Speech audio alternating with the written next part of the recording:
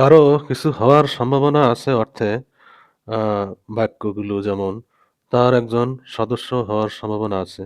ছাত্রদের আগামী দিনের নেতা হওয়ার সম্ভাবনা আছে। তার বাবার অধ্যক্ষ হওয়ার সম্ভাবনা আছে। এই ধরনের সেন্টেন্সগুলো অনুবাদ করার স্ট্রাকচার, ইংরেজি স্ট্রাকচার হচ্ছে subject plus am, is, are plus likely to be plus noun plus extension. আচ্ছা, যেমন তার একজন সদস্য হওয়ার সম্ভাবনা আছে।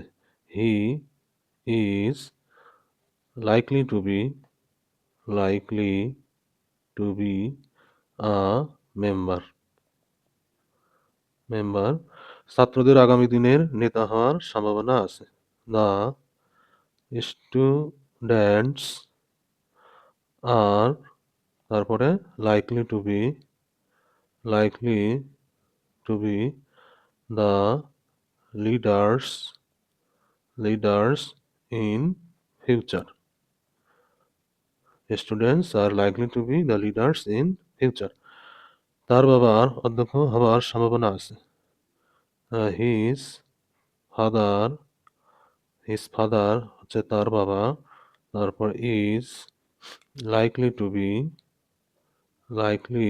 Two be the principal.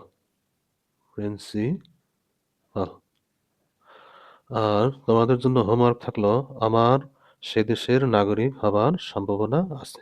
আমার সে দেশের নাগরিক হবার সম্ভাবনা আছে।